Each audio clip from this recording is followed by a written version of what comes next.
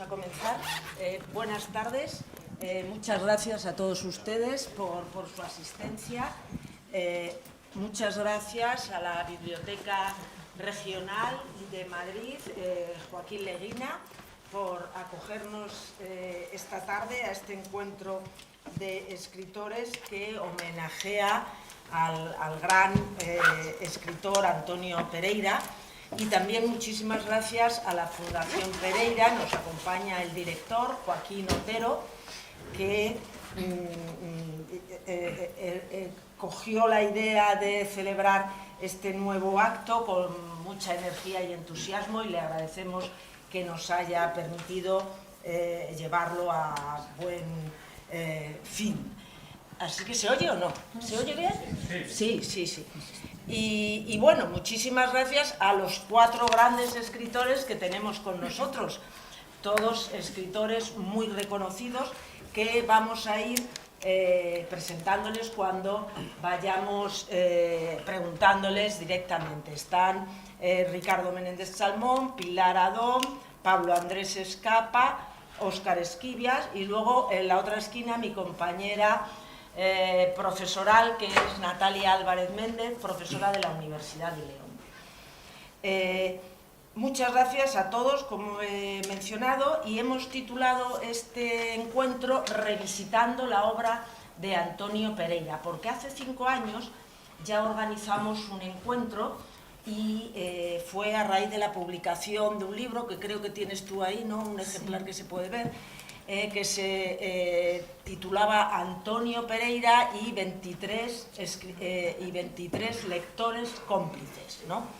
Y entonces en aquella ocasión pues había varios escritores muy reconocidos, escritores leoneses como Antonio Pereira, como son José María Merino, Luis Mateo Díez y algunos otros. Pero en esta ocasión, como ven, pues todos son con algún año menos que los que hemos mencionado, que son ya octogenarios, ¿no? Entonces, aquí rondan la cincuentena y los 60, ¿no? Y queríamos dar este otro aire a la obra de Antonio Pereira, que ha sido un gran maestro de la ficción. Yo les voy a comentar que se podría hablar muchísimo, porque Antonio Pereira fue novelista, escritor de cuentos y también poeta.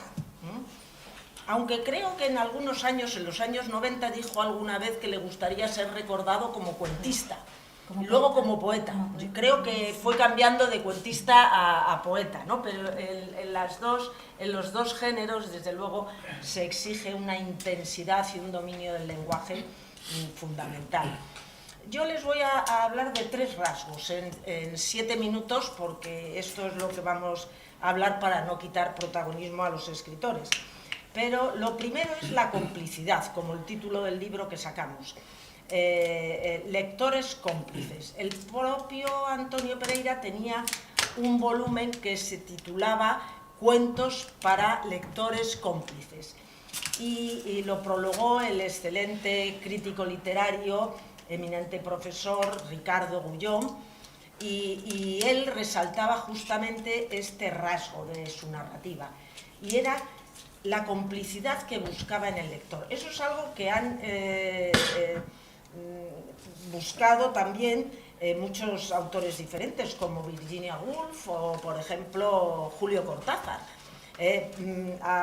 A Pereira le salía de una manera totalmente natural, y en sus relatos, en concreto en los cuentos, pues siempre hacía esa referencia.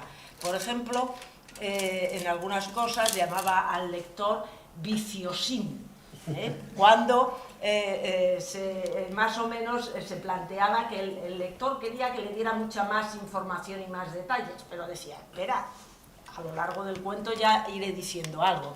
Otras veces les pedía paciencia, y en otros casos, como en otra ocasión, pues habló parafraseando,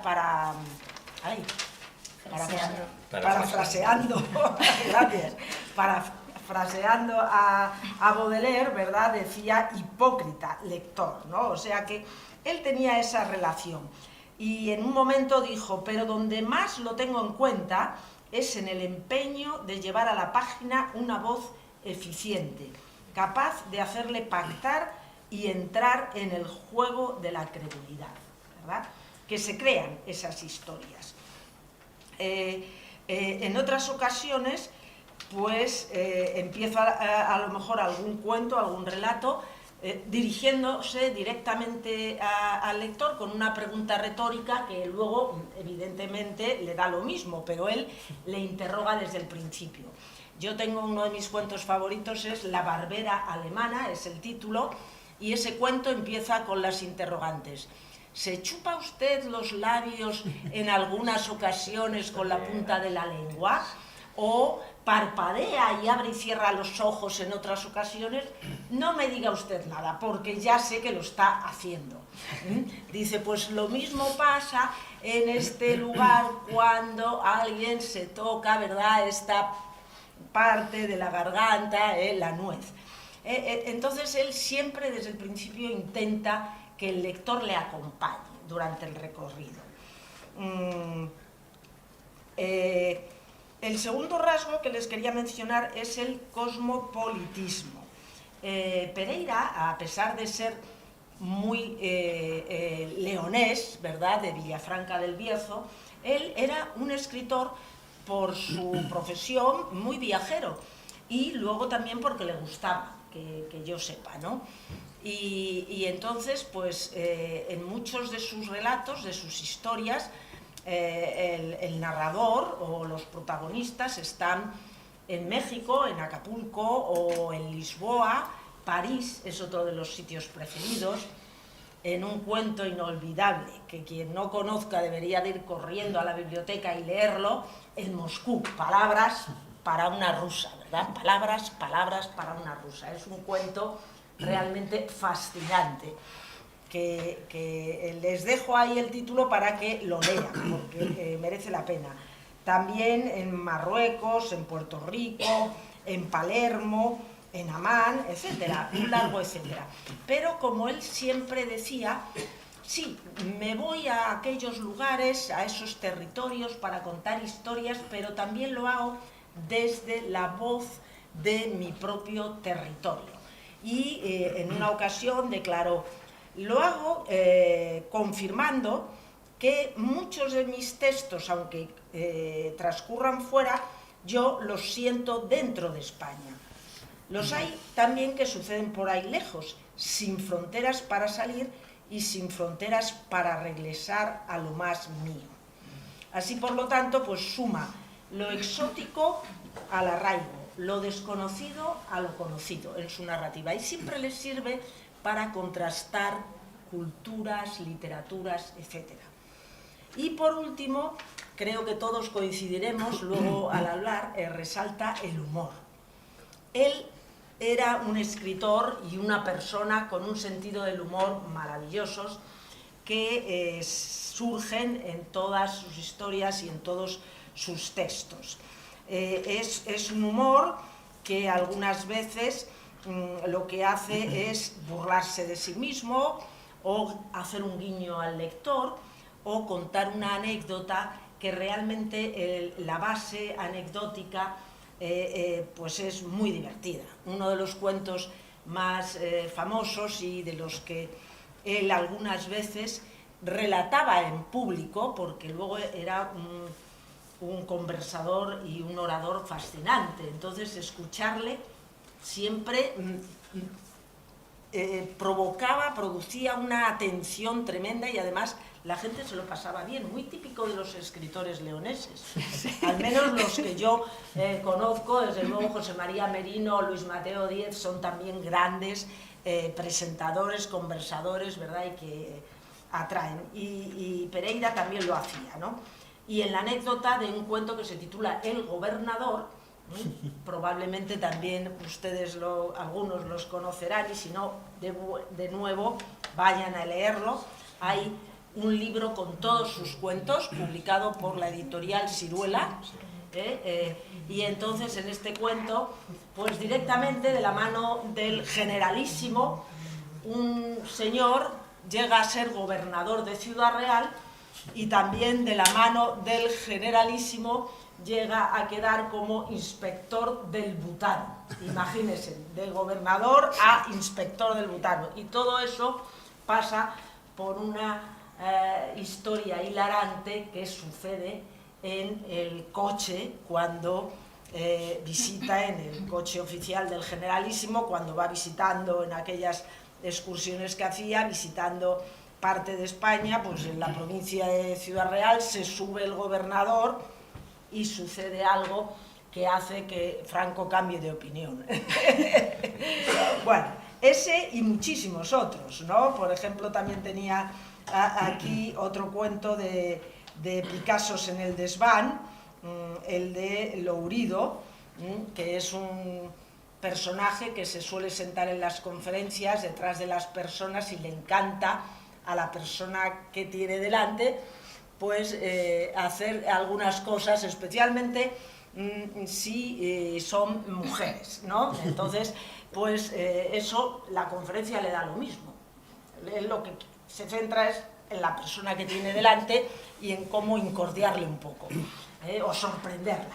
Bueno, siempre tiene ese humor, la palabra exacta, una mirada socarrona a su alrededor, y siempre con mucha delicadeza y con una precisión lingüística insuperables. Y dicho esto, voy a ceder la palabra a mi compañera Natalia Álvarez para que continúe. Muchas gracias, Ángeles, y buenas tardes. Yo voy a utilizar el micrófono si se escucha bien, si no, sí, si no elevo la voz, pero casi que la tengo un poco tocada y por si acaso para no quedar ronca. Buenas tardes, vamos a seguir, ¿no?, con esos rasgos de Antonio Pereira. Es muy difícil resumirlos porque serían muchas las cuestiones de las que podríamos hablar, pero lo vamos a hacer así de una manera rápida porque sabemos que van a salir, ¿no?, muchas vertientes de su obra en la conversación con todos los escritores que nos acompañan en esta tarde.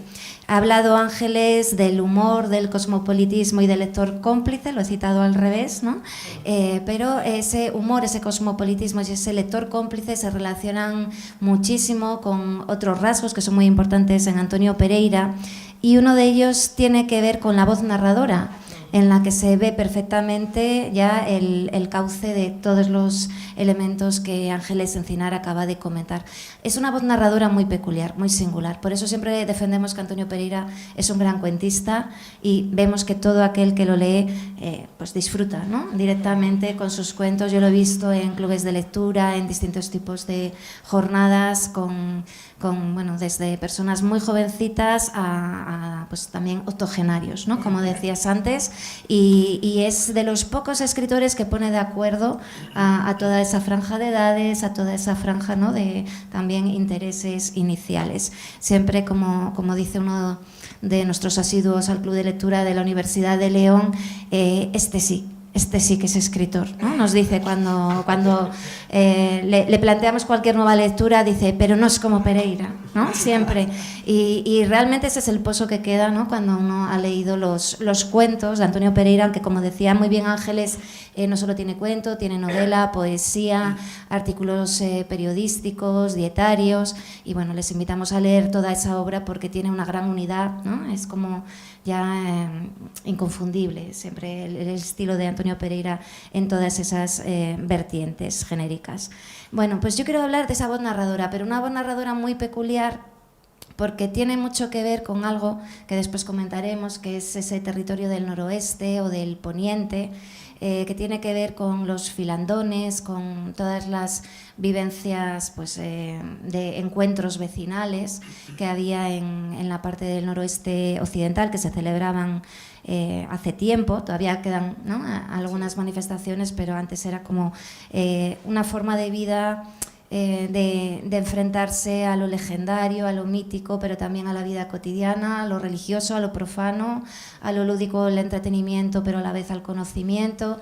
y todo eso pues planteando historias que lo que hacían era contener el sentido de la vida, ¿no? Era a través de símbolos, lo legendario, lo mítico, la explicación del sentido del mundo. Esa idea de las ironías, por ejemplo, que citabas antes con el humor, es algo que a veces yo sí percibo que se pierde, ¿no? En la gente más joven, y quizá porque hemos perdido cierta capacidad de entender lo simbólico a la hora de plantearnos, ¿no?, en una explicación del sentido del mundo. Bueno, pues él recupera esa oralidad. Dice que aprendió a leer en los filandones o a disfrutar de la literatura a través de la palabra oral, y es algo que se va a ver perfectamente en su obra. Y bueno, simplemente por leerles alguna frase en relación con la voz en su decálogo, él en algún momento, en un decálogo que escribió, nos decía: hay que explotar la voz imaginada del narrador. Un cuento es la ficción de una voz. Desde luego en su obra esto se manifiesta. Pero hay algo que me gusta mucho cuando dice más adelante, en otro precepto: el narrador no lo sabe todo, conviene fingir dudas, ¿no? Está ahí ese juego ya con el lector por una parte, y luego nos dice: el novelista puede ser altanero, el cuentista debe ser cordial y amistoso. Bueno, en ese cordial y amistoso se refleja, ¿no?, esos elementos de oralidad en los que se dirige directamente al lector. Utiliza diversos mecanismos de esa oralidad, apela al receptor de la historia, como nos ha dicho Ángeles, introduce como elementos de conversación, coloquiales, de la vida cotidiana, ¿no?, para trabajar toda esa capacidad expresiva, pero integra lo conversacional en la categoría literaria, es decir, que le da una dimensión estética. Por eso siempre cuando hablamos de la obra de Antonio Pereira y generalmente de su prosa, de sus cuentos, que son unos artefactos como muy precisos, muy depurados, siempre decimos que es verdad que está ahí el pozo de oralidad, lo coloquial, que él huye de la solemnidad, ¿no?, de los discursos muy solemnes, pero eso no significa que haya una simpleza, ni mucho menos. Ahí hay un pozo de contenido muy importante que tenemos que ir completando en las lecturas, y lejos se aleja de la solemnidad, pero se acerca a la sutileza, al ingenio, ¿no?, y al tratamiento de lo vecinal, de lo cotidiano, de una manera pues, muy interesante en el plano estético, artístico y literario.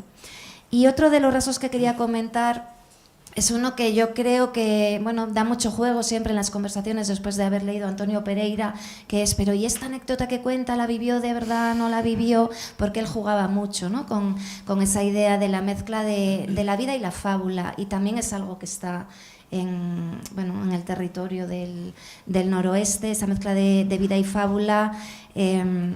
Hablaba Ángeles del cosmopolitismo, yo he hablado de su territorio como de su paisaje y su paisanaje, ¿no?, sus paisajes geográficos vitales, sus paisajes del alma.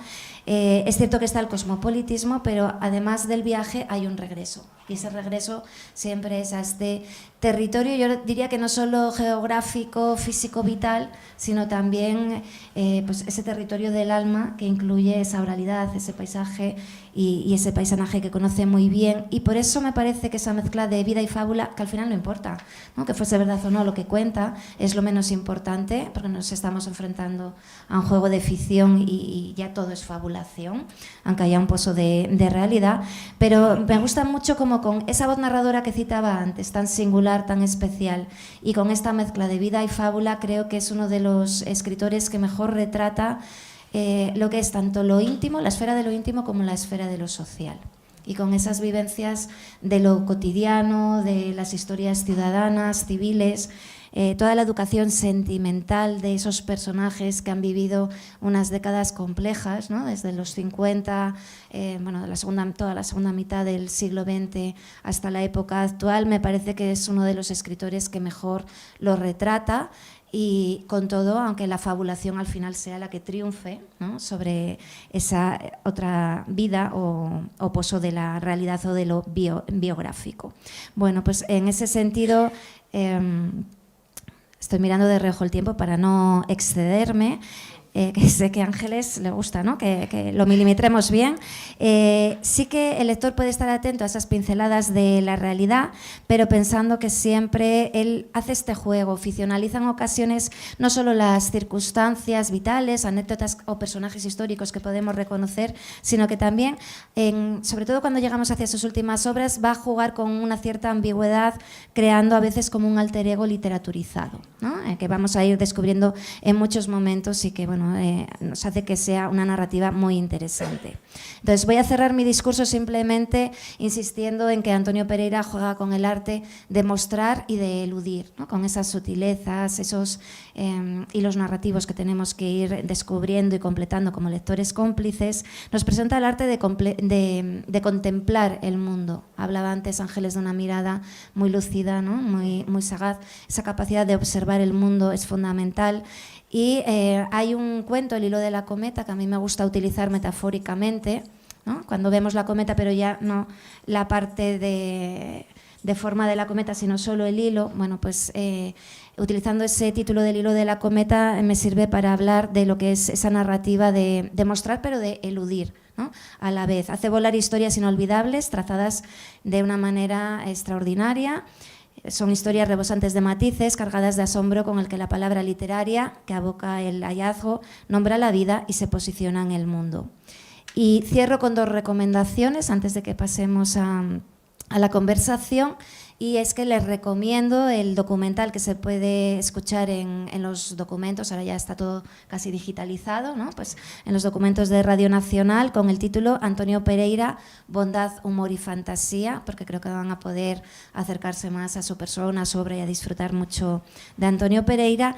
Y ya, por supuesto, aunque está aquí Joaquín Otero, en nombre de la Fundación Pereira, yo también como patrona les traslado la invitación a que, si en algún momento se trasladan a León, no se olviden de visitar la Fundación Antonio Pereira, la Casa Museo, situada en la avenida de la Facultad Veterinaria, porque van también a encontrar muchas sorpresas. Es muy interesante todo lo que les va a ofrecer la Casa Museo, con un mural bellísimo también de Juan Carlos Mestre, que recoge desde una perspectiva muy poética, metafórica, simbólica, alegórica, ¿no? Todos los términos que queramos dar, nos va recogiendo todos los hilos fundamentales de la obra en conjunto de Antonio Pereira, su poesía, su narrativa, ¿no? Esa mirada tan particular, pero nos encontramos con el lugar en el que él vivió, en el que desarrolló también gran parte de su labor de escritura,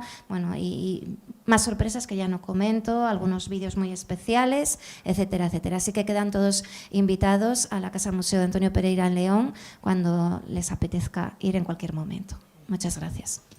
Muchas gracias, Natalia. Y entonces vamos a empezar con Pilar Adón. Pilar Adón, seguro que la conocen ya, pero digo solamente unas palabras. Ha sido el año pasado Premio Nacional de Narrativa, Premio Nacional de la Crítica y Premio Francisco Umbral por su novela De bestias y aves. Una novela impresionante, por eso acumula toda esa serie de premios y alguno más que también recibió Calambur, creo. Cálamo, y el premio Cálamo. Ella es poeta, traductora, novelista y cuentista. Y lo sorprendente es que lo hace bien todo, que no siempre pasa. Hay veces que hay buenas novelistas o buenos novelistas, pero dominan menos el cuento, pero lo hace muy bien. Algunas de sus obras fundamentales pues son La vida sumergida, una colección de cuentos, El mes más cruel, y se lo remarco porque ahora vamos a hablar de la palabra cruel, con un cuento de Antonio Pereira, también su novela anterior, Las efímeras, y Amor eterno, que es un volumen muy bonito que combina imágenes y texto, y una novela corta, cuento largo, en la editorial Páginas de Espuma, ¿no? Pilar, tú al leer a Pereira te fascinó un cuento que se titula Obdulia, un cuento cruel, ¿verdad? Este es el título de Antonio Pereira. Y en el comentario que hiciste a este cuento, hablabas de que el principio del cuento y el final está en la primera frase o en las dos primeras frases, ¿no? Y claro, esto nos hablaba de la perfección que tiene este cuento. Te doy la palabra para que nos hables de ello. Bueno, muchas gracias, Ángeles. Muchas gracias a todos por estar esta tarde con nosotros para hablar de este magnífico escritor del que van a salir seguro muchas anécdotas, sobre todo por parte de quienes le conocieron. Yo no tuve ocasión de conocerle personalmente, pero sí que le he leído y le he releído porque y ahora voy a lo que me ha dicho Ángeles. Una de las cosas que creo que en la que vamos a coincidir todos, quienes le hayan leído ya, creo que estarán de acuerdo, y quienes les vayáis a leer lo veréis también, es que de una manera dulce, no impositiva, de una manera muy amable, muy sutil, obliga a la relectura. Es decir, no es que digas me lo voy a leer otra vez porque no he entendido nada, no tiene nada que ver con esto, es simplemente que lo he disfrutado tanto, me lo he pasado tan bien, me ha quedado una sensación tan dulce. Yo hablo de lo cruel porque el cuento que elegí lleva ese adjetivo, pero la sensación de guiño que deriva, en realidad, de esa complicidad de la que se ha hablado ya aquí hoy, esa sensación de proximidad, de cercanía, de, insisto, amabilidad, demandando también la participación del lector, es una constante en su narrativa, en sus cuentos, todo el tiempo. Entonces, yo recuerdo que leí Obdulia muchas veces por esto que les comento, pero también porque he de reconocer que me enamoré de Obdulia. Me enamoré de ese nombre, lo primero de todo, y me enamoré de su... Les voy a destrozar el cuento, lo siento, pero da igual. Y les digo que da igual por lo que les estoy comentando desde el principio y lo que se va a comentar aquí varias veces. Y lo ha dicho Natalia, los términos exactos son tan frecuentes, sus frases, la síntesis, la depuración, que seguramente venga de la poesía, esa manera tan limpísima que tiene de escribir, insisto, que hace que quieras leerlo otra vez y otra vez. Entonces, aunque yo se lo destroce hoy argumentalmente y seguramente con mi pasión, da igual, léanlo, se lo aconsejo, porque lo van a disfrutar muchísimo más que escuchándome a mí. Entonces, claro, yo este cuento lo leí, lo releí, y luego cuando escribí el comentario para este libro maravilloso del que se está hablando hoy, pues lo volví a leer, lo analicé otra vez y es increíble, porque lo he vuelto a leer antes de ayer otra vez, sabiendo que venía hoy, y he vuelto a descubrir cosas que me han vuelto a fascinar del cuento. Y por eso, a lo que aludía Ángeles Encinar, es algo que no solo pasa con Pereira, también es cierto. Yo tengo esa sensación que el inicio de un cuento es el final del cuento. No sé si les pasa, pero yo cuando termino un relato, normalmente vuelvo otra vez a la primera frase, porque por la propia dinámica del cuento, el espacio breve que tiene, la información que se nos sustrae, todo lo que no se cuenta, muchas veces de repente volvemos al principio, porque el autor obviamente conoce todo lo que no cuenta, si no el autor está más perdido, ¿no? Entonces no puede ser, el autor no puede estar perdido. Entonces, muchas veces se deja información al principio de una manera muy, muy sutil, el lector tiene muchas ganas de entrar en materia, va avanzando y cuando termina y vuelve al principio, se da cuenta de que en realidad ahí está la información que necesitaba para cerrar el círculo, ¿no?, que se produce siempre en toda lectura y más creo que sobre todo en los cuentos. Entonces, claro, empieza en materia de flores o en materia de plantas, creo recordar que es como empieza este cuento, y ya empieza a hablar de las camelias y sabemos desde el principio que esas camelias son para Obdulia y sabemos prácticamente desde el principio que Obdulia se está muriendo y vamos adivinando de una manera, insisto, como con mucho cariño, yo me enamoré de Obdulia, pero yo creo que Pereira también está enamorado de esta chiquilla porque es un personaje romántico, absolutamente romántico, se está muriendo de tuberculosis. Es una chica que llega más pálida de lo normal al pueblo y allí se encuentra con la abuela Társila, y la abuela Társila es la abuela del narrador, no es la abuela de Obdulia. Obdulia es la hija menor de la abuela Társila. Entonces cuentan así de pasada que fue una hija tardía Y hay una cosa muy curiosa, que no me quiero enrollar mucho, Ángeles, si ves que me enrollo, corta, hay una cosa muy curiosa que anoto en la lectura, que dice que la abuela Társila había puesto todas sus esperanzas en su hija menor, Obdulia, y quería que fuera lo que ella no fue, y que fuera ingeniero agrónomo. Entonces es muy curioso que dice ingeniero agrónomo, no dice ingeniera agrónoma. Y esto es algo que yo recuerdo que pensé, claro, es que estábamos en otros tiempos, pero a pesar de eso tenía altas miras, ¿no? para su hija. Y de repente la hija, en la que ella había puesto todas sus esperanzas, pues vuelve al pueblo prácticamente para morir. Hay algo que me pasó no solo con Obdulia, y podría estar hablando de Obdulia años, sino también con la abuela Társila. La abuela Társila es una mujer a la que yo conozco bien y a la que he juzgado en distintos momentos de lectura de muy distintas maneras, y da igual, la sigo conociendo muy bien. Esto me lleva a la conclusión evidentísima de que podríamos mirarlo de varias maneras, el cuento cambia. Obviamente no es el cuento el que cambia, la que cambia soy yo. Pero yo recuerdo que cuando hablé de Társila en esta lectura y de lecturas previas, yo a Társila me la llevé directamente a mi abuela Julia, mi abuela paterna. Una mujer siempre vestida de negro, una mujer endurecida por las circunstancias de la guerra y la posguerra, una mujer...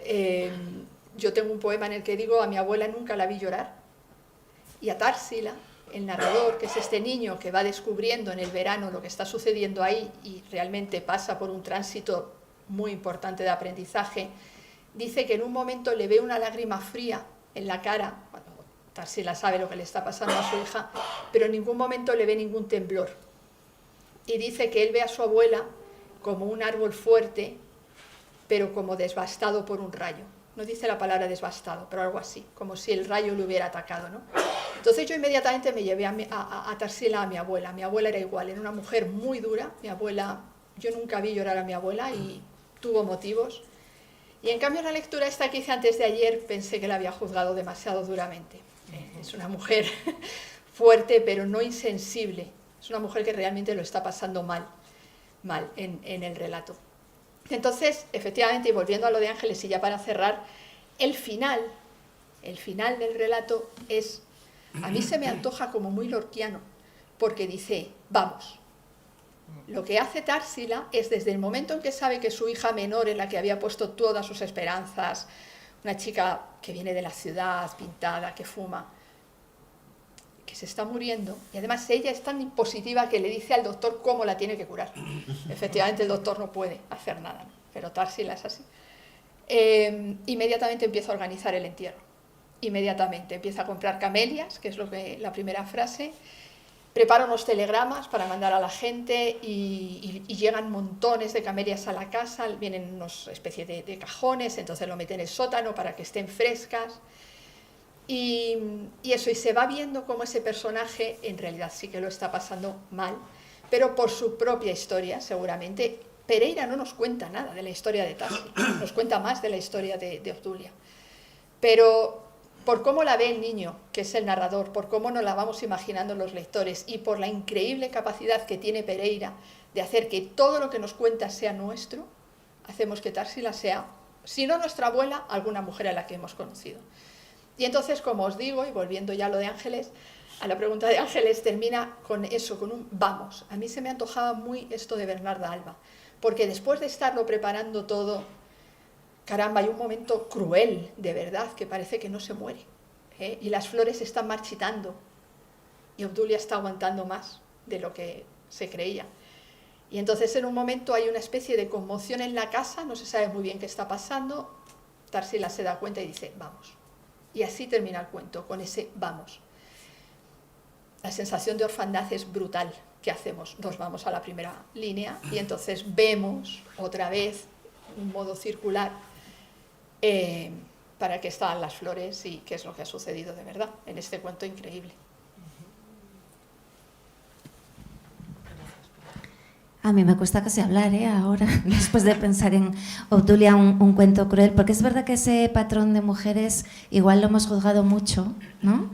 Sí. visto desde otras genealogías, parentescos, y es cierto que hay un sufrimiento, ¿no? Hay en esa dureza, en esa manera también de tener que estar en el mundo. Pero es un poco lo que decía antes, ¿no? Esa capacidad que tiene Pereira de retratar con lo que parece tan sencillo, que no es tan sencillo, ¿no? Con esos mecanismos tan depurados, retratar también los caracteres, los personajes, ¿no?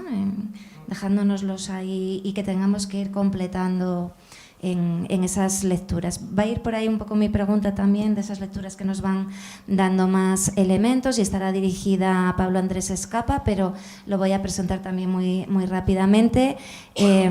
Pablo Andrés Escapa bueno, se dio a conocer con cuentos. A mí eso también me gusta mucho, pero además con unos cuentos de Las elipsis del cronista, en los que ya tenemos también muchas semejanzas, yo creo, con la narrativa de Pereira, o al menos con la narrativa del noroeste. Se sitúa en la comarca de Babia, en la montaña occidental de León. Tenemos elementos muy importantes del mundo rural. Se percibe ya un tratamiento magnífico de lo que son los elementos propios de esa literatura del noroeste o del poniente, y luego lo va completando, nos va completando esa narrativa con más títulos de libros de cuentos, Voces de humo. Uno que a mí, voy a citar el últimos cuentos de Navidad, pero voy a citar el anterior, Fábrica de prodigios, al que se le dio además el premio de la crítica de Castilla y León, en el que yo creo que, me he saltado mientras niebla sobre el mar, además, vemos una evolución. Yo percibo esos elementos que siempre decimos, ¿no? Cuando hay un autor ya con una voz propia, con un universo original, ya percibimos los elementos fundamentales de su poética desde el principio, pero hay una evolución en la que, bueno, quizá podríamos ir poniendo paralelismos, ¿no? Con elementos de Antonio Pereira. Decíamos, Antonio Pereira cada vez se preocupa más por el lenguaje, lo depura más, ¿no? Lo va despojando de algunos elementos, pero sí que es verdad que las historias sugieren, se introducen también referencias intertextuales, metaliterarias, referencias culturales, que en tu caso también, ¿no? Las vemos continuamente, o ese cuidado exquisito del lenguaje, y sobre todo la capacidad simbólica, o ese retrato de los personajes y de las atmósferas que vemos en Pablo Andrés Escapa, y también con una cierta apertura, y ahí en la Fábrica de los prodigios se ve muy bien, una cierta apertura a elementos a veces de lo maravilloso, de lo legendario. En esa línea veo como ciertas similitudes y te quiero preguntar por ello. Es cierto que ha escrito también novela, tiene otros textos orientados al western, tienes también textos más académicos o críticos, pero yo te voy a preguntar en relación con Antonio Pereira. Para el libro de 23 lectores cómplices comentaste el cuento de El asturiano de Delfina, y nos sirve también muy bien, no sé si quieres hablar de él en concreto o en general, pero cuando lo comentabas, precisamente hablabas esto que yo he apuntado cuando lo comentó ahora Pilar Adón, el volver a descubrir cosas, dijiste, Pilar, ¿no? Hace unos minutos, y cuando nos dabas esa lectura propia de El asturiano de Delfina, precisamente hacías hincapié también, ¿no? En esa perspectiva de que cuando vuelves a leer a Antonio Pereira te das cuenta de que lo que podía parecer sencillo en un primer momento igual no lo era tanto, ¿no? Y nos va dando como capas posibles de lectura en la historia y en la trama que nos va presentando. Entonces, bueno, me gustaría que hablases de esa sensación, de ese descubrimiento de lo que es el oficio de narrar que tiene Antonio Pereira, y también si quieres hablar de si te sientes heredero, en parte, ¿no? Te podemos vincular con todo ese noroeste. Escribiste también un texto precioso, yo siempre lo recomiendo a todo el mundo que se quiera acercar a Antonio Pereira para este libro, en Entre la seda y el hierro, que a veces, bueno, incluimos, los académicos somos más aburridos, incluimos textos que a veces, ¿no? La gente dice, pero bueno, qué denso, y sin embargo tenemos un cierre precioso con un texto de Pablo Andrés Escapa que habla de Pereira en relación con el acento de Poniente, ¿no? Y es esa literatura tan singular del territorio del noroeste en la que, bueno, yo creo que se insertan tus cuentos desde el principio hasta el final. Así que te cedo la palabra y no sé si quieres el micrófono o proyectar. Bueno, como yo no... Buenas tardes. Como no hablo muy alto. Si se me oye, prefiero prescindir de él. Bueno, pues gracias. Yo es que, además, no hablar muy alto, estoy medio sordo. Y no sé, a veces no sé si se calibro bien o si se me oye bien. Bueno, Natalia, esto, Nada. como diría Pereira, es complejo. La pregunta es compleja porque tiene muchos frentes. Pero yo creo que intentando contestar a la parte de esa tradición narrativa del noroeste, del poniente, que la enuncia Pereira varias veces en sus narraciones, pero de forma muy explícita, y la que ha servido también de base para mi propia consideración como escritor dentro de una tradición, está en el asturiano de Delfino. Bueno, yo estoy acostumbrado, por ser leonesa, a que me pregunten cuando voy por ahí que qué pasa en León para que haya tantos escritores. Luego, además, añaden buenos. Entonces, claro, eso también me ha hecho pensar muchas veces de dónde sale esto. En mi caso, sé de dónde sale, pero es que como coincidimos unos cuantos escritores que trascienden los límites geográficos de León, porque esto es un territorio un tanto más amplio, pues bueno, me lleva a pensar si existe algún elemento, algún condicionante, alguna trayectoria que nos aúna a un grupo de escritores. Permítanme que yo me considere en ese grupo porque veo que también la crítica lo hace, ¿no? Y bueno, yo he estado pensando en esto, he estado tentado de hacer a veces una broma, decir, bueno, eso es un secreto que no se puede contar, pero el secreto está en el agua. Claro, si uno dice esto que es en el agua del noroeste, que es estupenda, a lo mejor se ponen a beber demasiados escritores y salen autores como Cunqueiro, como Dieste o tal, y digamos, esto es fácil de hacer. Pero bueno, con el agua hay algo, y con el agua hay algo que es simbólico también. Todo el noroeste está lleno de agua y de corrientes y de ríos, y eso produce un sonido y una música, y lo que estoy diciendo parece que es un pensamiento un poco absurdo y un poco poético, pero en el entorno físico, en el espacio que está gobernado, en el caso de la provincia de León, por las riberas y los ríos, han surgido muchas ideas literarias y muchas inspiraciones, y voy a llevarlo un poco más lejos. El entorno del noroeste, el paisaje, que es de donde va a arrancar toda esta escuela y toda la voz, ha fascinado desde siempre a toda la humanidad de alguna manera. Y hay un caso muy concreto que es lo que yo conté en León, el del río del Leteo. Es decir, decía, y esto además, sobre esto hay cierta conciencia en el territorio. Cunqueiro, que para mí es y para Antonio Pereira también como el gran fabulador del noroeste, el que sienta esa norma, decía que no puede salir uno impune viviendo en un país que al oeste limita con el fin de la tierra y al sur con el río del olvido, que es el Leteo, pero que es el río Limia, ¿no? Bueno, hay un relato histórico que cuenta Tito Livio, en el que unas legiones romanas dirigidas por Décimo Junio Bruto van entrando en Galicia, y cuando llegan a este río, que sabemos que es el Limia, tienen una experiencia de terror, se asustan y no se atreven a cruzar el río, porque corre entre ellos la idea de que ese es el Leteo, que han dado con él, están muy cerca del fin del mundo, y el problema de cruzar el Leteo era que quien lo atravesaba perdía la memoria, y por eso se llama el río del olvido. Ya estamos en un terreno simbólico, pero que que está en la literatura latina. ¿Cómo se resuelve este episodio? Y esto nos va a dar también una clave de por dónde va luego la evolución narrativa de quienes nos movemos también en ese trasunto entre el paisaje real, la vida cotidiana, y el mito y la leyenda. Décimo Junio Bruto, en cierto momento, se decide, cruza el río, y desde el otro lado levanta la enseña romana, el águila, y sus hombres le siguen. Este es el cuento. Este es un relato, pero son 5 líneas en Tito Livio. Pero cuando uno lee eso falta algo. Es decir, y vamos a ver cómo les convenció de que no se habían olvidado de sí mismos, que sabían quiénes eran. Pues lo interesante de todo esto es que hay una historia popular en torno a esto, que es otra versión que no está escrita, no figura en la tradición narrativa, ni Floro, que es el continuador de Tácito, ni Plutarco, de Livio, no está en ninguna fuente histórica romana, pero circula en el noroeste. Y ahora ven la solución, que es mejor que la de Tácito.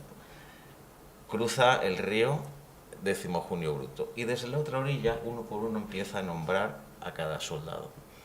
Eso no lo van a encontrar en los textos romanos. Eso es algo que se ha fabulado, que se ha contado después y que ha trascendido y que ha tenido más fuerza que el propio relato histórico. Bueno, en esa clave, en ese movimiento, en ese mundo, y si me apuran, si uno quiere llevarlo, pues si este cuento, por ejemplo, esta historia, me voy a tomar una licencia, Antonio Pereira utiliza esto como materia narrativa, a lo mejor el relato que hace es de, aun nombrando a todos los soldados, hay uno del que no se acuerda. O hay uno que, aunque le han nombrado, no quiere cruzar. En fin, y todo eso se puede llevar por muchos caminos, ¿no? Y establecer un tono para el relato, que siempre es la relación que el escritor establece con la materia que está tratando, y puede salir por ahí un cuento humorístico, bueno, en fin. Pero el origen, la clave está en esto. Antonio Pereira, en el Asturiano Delfina, dice, ante una puesta de sol, ante un atardecer, o sea, ante el sol poniéndose por el fin de la tierra, que es el oeste. Somos del poniente, no recuerdo la cita de memoria, pero y el poniente es un espacio, un territorio, y lo describe en términos geográficos. Él incluye Trasosmontes, incluye Asturias, incluye por el sur, llega hasta Benavente, y por el este no quiere pasar de la ciudad de León. Eso es una parte así, bueno, un terreno físico, pero luego la parte interesante de Pereira es que relaciona ese espacio con un acento y con un tono y con unas obras narrativas. Entonces pues, cita a Clarín, cita a la Regenta, cita a los poetas galaico-portugueses. Él dice, ahí hay un acento y una forma de escribir, y él, eso no lo dice en el libro, lo hace por persona interpuesta, por un Antonio, que no es un Antonio cualquiera, es Antonio González de Lama, que los leoneses sabemos bien quién fue, pues un hombre que abrió a las lecturas y a lecturas prohibidas en algunos casos a muchos escritores que vendrían después, entre ellos Gamoneda y Antonio Pereira, y Pereira se considera heredero de ese acento, de esa tradición. ¿Cuál es esa tradición? Eso es difícil de explicar, pero por una parte está un sustrato oral, una tradición oral que en León ha pervivido, no es única de León, pero en León, por lo que sea, ha pervivido más. Yo pienso que en parte por el clima y por el mal tiempo, y porque la gente en una zona pues como Levante está en la calle, pero en una zona como León en el invierno pues está en casa, en los inviernos antiguos, cuando no había televisiones. Pero se ha mantenido esa transmisión oral, y Pereira confesó muchas veces que él disfrutaba en la ferretería de su padre escuchando a los viajantes. Entonces él llega un momento en que percibe que ahí, en esos diálogos, en esas transacciones comerciales, hay un tono, y hay un acento, y hay una voz. Después la cuestión es poder reproducir esa voz por escrito. Ahí entramos ya en una parte más complicada, sería escribir de viva voz, podríamos decir, pero sin que se note el efecto. Ahí está ya el talento de cada escritor, pero toda esta escuela del noroeste tiene, digamos, ese vaivén entre la percepción del oral, el aprendizaje del oral, y lo oral popular es un registro muy complejo, donde entran también los elementos maravillosos, por ejemplo, y fantásticos. Se acepta que un animal hable en una historia así, un lobo puede hablar en una historia de estas, y eso se asume, se acepta. Entonces se va creando, o que un personaje histórico circule por allí, pues el Cid como Babieca en Babia, o la dama de Arintero, que es una señora de la cuenca del Curueño, otro río, que genera una historia alrededor. Todo eso se asume, se asimila en el relato, y para barajarlo de manera, bueno, pues de manera eficiente, como quería escribir Pereira, tienes que tener un lenguaje, porque no basta con nunca ha funcionado la transcripción de lo oral sin más, sin ninguna elaboración. Ahí ya entran pues el talento del escritor y lo que es ya la literatura culta, pero que arranca de una tradición popular. Entonces esa mezcla, que admite además también lo fantástico, pero lo fantástico de una manera así solvente y sin resabios, se acepta, se asume, y eso conecta con esa petición que hace Pereira siempre de complicidad, porque también lo dice pues como con el talento y la gracia de él. Dice, en el noroeste asumimos lo enorme mejor que lo mediano, dice en un cuento. Y bueno, pues sí, pero ¿por qué? Porque tú tienes que crear una voz, un tono donde hagas verosímil. La verosimilitud es lo fundamental en esto, cualquier barbaridad, cualquier disparate. Y eso en la tradición, en estos cuentecillos orales que se escuchaban en las cocinas, había muchas barbaridades y muchas exageraciones y muchas historias extraordinarias, pero la gente las admitía, las aceptaba. Bueno, en eso que nos retrae a esa tradición antigua, en eso está también la pureza del narrador sobre la que Pereira, en esas metaliteratura que hace con frecuencia, medita. Él a veces teme perder la pureza, con eso juega, dice, esto es de cuando aquel narrador escribía cuentos de Navidad, pero bueno, cuando era inocente, toda esa cosa. La inocencia de Pereira está en paralelo con la complicidad del lector, es decir, se nos pide un esfuerzo por los dos lados. Él tiene que intentar ser fiel, ese agua de la fuente, que también la llama así, que es esa tradición oral, y nosotros tenemos que creernos lo que cuente. Él nos lo facilita con un estilo impecable, como decía Pilar, ¿no? Con una depuración conseguida, pues porque tiene muy buen oído, tiene además un sentido del tiempo narrativo, y porque corregía y depuraba y no le importaba, o sea, no le daba igual cómo salían las cosas. Entonces encontramos ya pues un texto muy, muy afinado, ¿no? Y con esa mezcla, pues yo añadiría además que este registro, este acento del poniente, sabe hacer también interesantes las digresiones, que es otra herencia del oral. Pereira es atrevido en esto, muchas veces puede cortar el relato. Puede cortar y decirle, voy a preguntar al latinista Eduardo Otero, que era un sobrino, qué significa méntula y tal, y luego continúa. O esos apartes de cuento que comentabas en el libro Óscar, que es maravilloso, ¿no? Bueno, se lo dejaré a él. Sí, claro que tampoco, como buen cuentista hay que saberse callar a tiempo, no hay que alargarse. Bueno, pues eso, pero creo que lo esencial es partir de un paisaje que genera un tono, e intentar después conectarlo con esa tradición oral que lo ha recreado, encontrar una voz propia, y en ese juego, en esa voz propia, y donde entran las destrezas de la literatura escrita, no perder la frescura de lo oral, pero complicarlo y elevarlo. Y claro, para que esto tenga algún sentido, ese paisaje tiene que convertirse en un escenario también mítico, un escenario legendario, trascenderlo. Y de ahí surgen esos territorios de la imaginación que se pueden llamar Celama, o que se pueden llamar Auria, en el caso de Blanco Amor, o que se pueden llamar Petavonion en Colinas, o que se pueden llamar Altivia en Andrés Martínez Oria, o Badavia en mi caso, en fin, pero todo viene de ese sitio, ¿no? Entonces yo, claro, leo a Pereira y soy consciente de estar también en una tradición en la que me reconozco, porque en mi casa mi padre contaba muchos cuentos. Entonces yo no viví los filandones, pero sí tuve un aprendizaje del oral grande. Entonces me resulta natural todo esto. Sí, y hilando con lo que dices, justamente podemos mencionar la película El Filandón, sí, que no sé si la conocen, pero está ahora, la han recuperado, además magnífico, han hecho una reconstrucción en ese sentido, y es una película dirigida por José María Sarmiento, en la que 5 escritores cuentan el relato, ¿verdad? Hablan, o sea, lo cuentan, ¿no? Y realmente Antonio Pereira lo hace, es precisamente la persona que aglutina esa reunión allí en una ermita en la que parece que suceden cosas sorprendentes, el agua baja, ¿verdad?, teñida de sangre. Y Pereira cuenta, creo que el título es Las peras de Dios, ¿verdad? Sí. Es un cuento realmente que en lo que estamos diciendo uno se ríe a carcajadas. No te molestes. Muchas gracias, Joaquín. Bueno, todo ello es, desde luego, el Filandón, y así aprendieron todos estos escritores. Es la cultura de la oralidad, de escuchar desde que son niños las historias cuando se reunían a la lumbre, ¿verdad?, en los pueblos leoneses, por ejemplo, Luis Mateo Díez en Villablino, ¿no?, y escuchaban esas historias.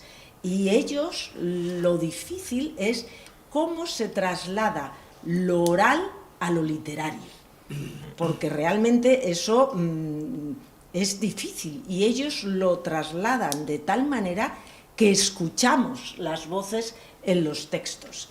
Eso en cualquier relato de Pereira se ve. Y ahora le vamos a dar la palabra a Óscar Esquivias. Él no es leonés, pero es de Burgos, del norte de España también, y Óscar es también un gran cuentista y novelista. Ha ganado el premio de la crítica de León, de Castilla y León, por una de sus novelas, magnífica, Inquietud en el paraíso, que narra el inicio de la guerra civil en Burgos. Es una novela impresionante. Y luego es un gran cuentista, como todos los que están en esta mesa, aunque Ricardo Menéndez Salmón dice que va a renunciar al cuento, pero yo no le creo del todo. Aún a lo mejor tenemos posibilidad de verle, de leerle. Óscar también ganó el premio Setenil con la marca de Creta, y él conoció personalmente a Antonio Pereira, y no solo eso, sino que le ha inspirado para hacer, en colaboración con un fotógrafo con el que él normalmente trabaja, unas postales sobre precisamente el territorio que Pereira nos presenta en uno de sus cuentos, que se titula El toque de obispo. Y las casualidades de la vida, estaba yo pensando en formar esta mesa, y habíamos hablado Natalia Álvarez y yo, y en esto que recibo una carta, imagínense, en estos días, recibir un sobre con una postal. Esto ya no pasa, ¿no? Pero yo cada vez que veo esto en mi buzón, si no es de bancos o de la Comunidad de Madrid para avisarnos de algo, pues es de Óscar Esquivias, que de vez en cuando escribe una postal, tiene ese detalle y me cuenta algo. Y en este caso, en el mes de diciembre, creo que fechado el 27 de diciembre o algo así, recibo y me dice: Ángeles, te mando estas postales que hemos hecho entre Asís y yo, los textos, porque en la parte posterior, en el reverso de las postales, hace un microrrelato. Las fotografías son de, ¿cómo se llama de nombre? ¿Asís? Ayerbe. Asís Ayerbe, y Óscar hace microrrelatos. Y dice, y en concreto, está basado en el paisaje que recorrimos del toque de obispo de Pereira. Y entonces dije, Dios mío, Óscar, qué maravilloso haber tenido esta inspiración y estar pensando en organizar este encuentro, y que me aparezca una postal reflejando esta idea de Pereira. Él también, además de los libros que he mencionado, pues tiene el más reciente, que es del 2022, ¿verdad? Creo que es Alguien se despierta en la noche, que son cuentos acompañados también de unas imágenes magníficas de un ilustrador con el que él ha trabajado en varias ocasiones, ¿verdad? Y que hizo este libro, Alguien se despierta en la noche. Bueno, háblanos de esta inspiración que tuviste para los microrrelatos de Pereira, y de cómo él decía en Cuentos de la Cávila, de alguna manera, que la ficción se impone siempre a lo autobiográfico, ¿no? Sí, muy buenas tardes, muchas gracias por la presentación tan generosa. Yo estoy encantadísimo de rememorar a Antonio Pereira, que ha sido alguien que me ha influido mucho como escritor, como persona. Es alguien en quien pienso mucho también y cuyos libros son inagotables, como estamos diciendo y como todos compartimos. En concreto, esta idea de las postales, bueno, yo he de decir también que aunque nos has presentado como cincuentones, yo tengo vocación de octogenario, a mí me gustaría ser un viejo como lo era Pereira, que Pereira es una de estas personas, no sé si porque yo le conocí ya mayor, pero que uno tenía la impresión de que había nacido ya viejo, y viejo sabio. Y yo recuerdo cuando en sus últimas intervenciones, en las que yo le vi que ya estaba castigado físicamente y que pues no caminaba con la agilidad de otros momentos, sin embargo se subía a un escenario, empezaba a hablar, y ese encanto y esa fuerza enorme que tenía, y esa travesura que ponía en todas sus palabras, que siempre las decía con mucha intención, con mucha complicidad, no solo con el lector, sino con quien le escuchaba, porque para él era un poco lo mismo. Yo, ciertos cuentos de historias de la de Cuentos de la Cávila, que es el libro yo creo que más autobiográfico, sin que él lo declare, pero uno va viendo que está contando su vida. Muchas de esas historias que parecen cuentos, que las presenta como cuentos, lo podría haber llamado novela de la Cávila, porque al final siempre es un mismo personaje, hay una unidad de paisaje, casi todo sucede en un lugar que tarda mucho en nombrar, y que para un lector ajeno puede ser muy misterioso, porque nosotros también conocemos a Antonio Pereira, conocemos su voz, le estamos oyendo cuando leemos sus relatos, pero para un lector joven, completamente ajeno, pues quizá no está tan claro que eso sea Villafranca del Bierzo. Hay como algo nublado en todas sus narraciones, algo como utópico, como que hace que uno lo esté leyendo y lo esté disfrutando, aunque sea de Burgos, de Cádiz o de Puerto Rico o de donde sea. Porque además él tendía mucho a llamar las cosas de forma muy elusiva. La ciudad episcopal, por ejemplo, y era Astorga, o sabemos que es Astorga, pero quizá quien no lo sepa no lo tenga tan claro. El caso es que yo hay muchas historias de Cuentos de la Cávila que se las oí contar a él como historias verdaderas, y yo creo que en los mismos términos como las escribió. Ahí se notaba mucho cómo su estilo estaba pulido por la oralidad, por aquello que se puede decir en voz alta. Él es un escritor que le interesaba mucho la comunicación directa, la comunicación cómplice, todo está lleno de pequeñas travesuras, de pequeños guiños al lector, de mucho juego con el lenguaje, de cómo ciertas palabras las dice con mucha intención, y quizá por eso su humor para la gente más joven pues no siempre lo perciban, lo pueden disfrutar, pero yo creo que los que tenemos cierta edad ya nos damos más cuenta de lo sabroso que es su idioma y de lo bonito que es cuando uno llega a Villafranca el ver que la gente habla como sus personajes, con ese énfasis, con esa expresividad, con esa nobleza. Y en fin, a mí, dentro de Cuentos de la Cávila, el primero de los cuentos, El toque de obispo, me gusta especialmente. Y con Asís, antes de las postales, ambos colaboramos con una revista, con Archiletras, y tenemos una sección en la que revisitamos, como hoy estamos revisitando, creo que es el título de esta mesa, revisitamos paisajes literarios de obras importantísimas de la literatura para ver cómo están ahora esos lugares. El primer reportaje fue sobre el Cantar del Mío Cid, por ejemplo. Habló de grandes clásicos de nuestra literatura. El segundo sobre la Plaza del Diamante, de Mercè Rodoreda.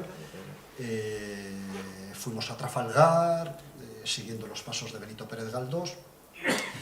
Y cuando le propusimos a Arsenio Escolar el toque de obispo, nos parecía un poco arriesgado, primero porque es un cuento, y los cuentos siempre son menos célebres o menos conocidos que estas novelas.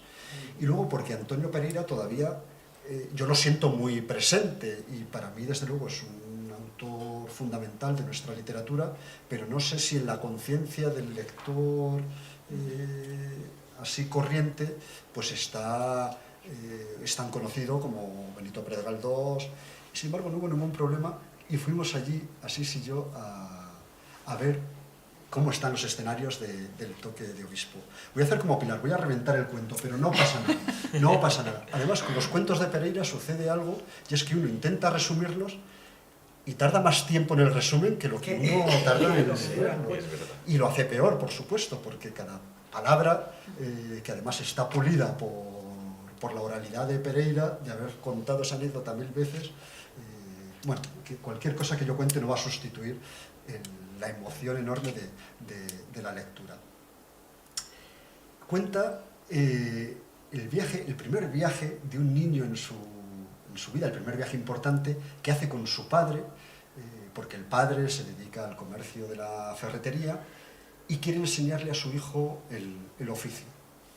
No se dice exactamente la edad de ese niño, entonces se toman un tren, hacen un transbordo en Toral de los Vados, allí cogen un gran expreso europeo, portugués que solo con el nombre, y en aquel viaje se produce algo estamos, pues no dice tampoco exactamente la fecha, pero uno adivina que es antes de la Guerra Civil, a finales de los años 20, en los primeros 30.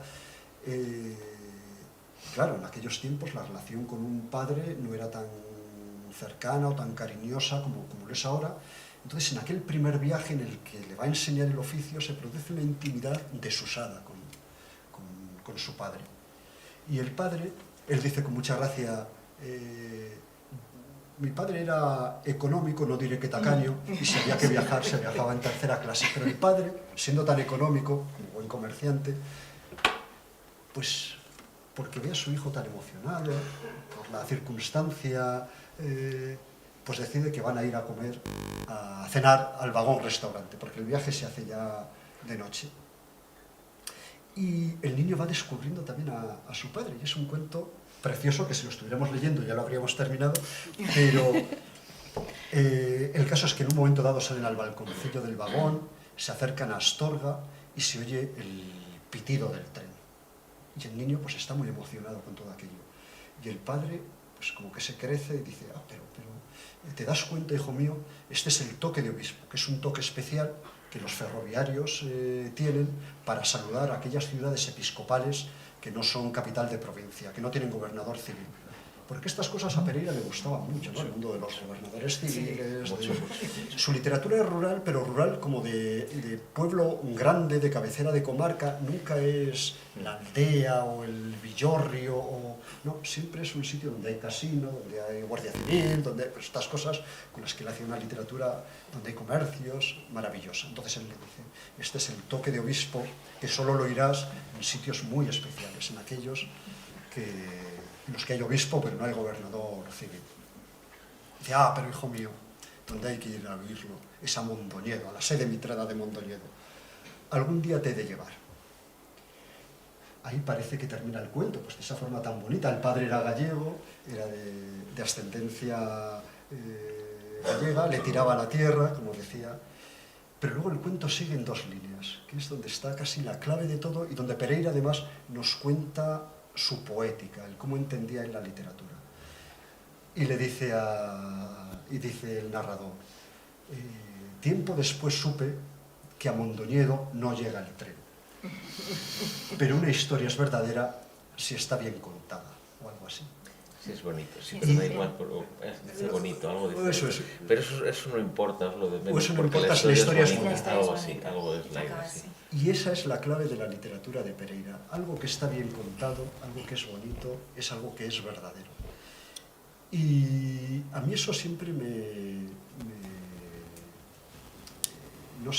dio mucha luz. Yo creo también que la verdad literaria está por encima de la verdad histórica y aunque nosotros a veces utilicemos, como él utilizaba, nuestra vida, nuestras anécdotas, lo que le ha pasado a nuestro padre, a nuestra familia, tenemos todo el derecho del mundo a modificarlo, a mentir, si con esa mentira creamos algo bello. Y yo creo que Antonio Pereira decía muchísimas mentiras continuamente, me da la sensación, o que por lo menos...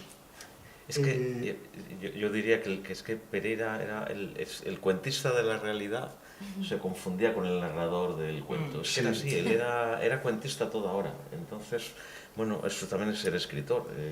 Lo no transfiguraba, solo pero cualquier cosa que tocaba. Y la ficción gobernaba la realidad de alguna manera. Totalmente. Siempre había ahí esa conexión, ¿no? La perdía. Y es que además ese final en realidad Sí, lo hace es mucho. una poética. Claro, Además, es una poética, pero en realidad le da Sí. le da todo el sentido al cuento, que no ella solo la anécdota increíble. Yo recuerdo, me emocioné muchísimo también leyendo ese cuento, entre la historia del padre y el hijo, sino como la fantasía de lo que cuenta el narrador o lo que contaba el padre también, que no hay tren allí, pero da igual. Claro, de da repente... igual, sí. Lo bonito, bueno, no sé si lo bonito, cuando fuimos a hacer este reportaje, claro, nos encontramos en que es un viaje imposible, no solo porque el tren Claro, porque no llega a Mondoñedo todavía, sino porque ya no hay tren en Villafranca del Bierzo. No, claro. Ha desaparecido, o sea, no pudimos... Y a lo mejor ya no hay ni obispo en Mondoñedo. En Mondoñedo el obispo ya es de Burgos. Pero, O sea, que Pero fuisteis andando por las vías, ¿no? No me intentamos contaste. ir andando por las vías. Dijimos, bueno, de Villafranca a Toral, no sé si hay 14 o 15 kilómetros, pero de una forma muy literaria también, las vías están comidas por la vegetación, es imposible, es como adentrarse en la selva, como meterse en uno de esos cuentos tropicales que tiene Antonio Pereira. Y luego, claro, ya no pasan los grandes expresos europeos. También es muy triste ver la decadencia rural, ¿no? El tren ha dejado de llegar a Villafranca, mucha de esa industria y de esas fábricas, ellos en el viaje van a conocer a quien les provee de fuelles, pero ya buena parte de la industria de Villafranca y de los pueblos alrededor ha desaparecido. Toral de los Vados, que en tiempos fue... Es que yo creo que el apeadero es Toral. En Villafranca yo creo que no había... No estoy seguro. Hay por aquí algún leonés que nos puede confirmar si llegaba el tren. Si llegaba a Villafranca. Que la línea iba por... No. En Villafranca había un ramal hasta Toral de los Vados que estuvo en uso, yo creo que hasta los años 80 o cosas así, para el transporte de mercancías. Claro, más que de hecho, ahora hay un puente, un grúa gigantesco, como un arco de triunfo, donde estuvo la estación de Villafranca. Y nos subimos a lo alto y tenemos fotos así cenitales de las vías comidas por la vegetación. Y bueno, todo ese mundo de Pereira en buena medida ha desaparecido. Han desaparecido esos trenes. Nosotros decíamos, bueno, pues vamos a hacer una foto a la cafetería del tren que llegue hasta Astorga, y si no tiene cafetería, a la máquina de... Nada. Eso era muy triste. Y sí, para mí me resulta muy inspirador, porque Antonio Pereira y esas postales, que son las fotos de ese reportaje de Archiletras, pues como una declaración de amor a Antonio Pereira, a él que le gustaba tanto la correspondencia, que además, con un sentido muy literario, su casa de León está, de eso hablábamos, en la actual avenida de la Facultad de Veterinaria o algo así, pero el nombre castizo de la zona es Paseo de Papalaguinda, y él siempre defendía pues ese nombre literario frente al oficial, al que figura en el apartado postal. Y ya para terminar, diré una cosa que a mí me gustaba mucho de Antonio.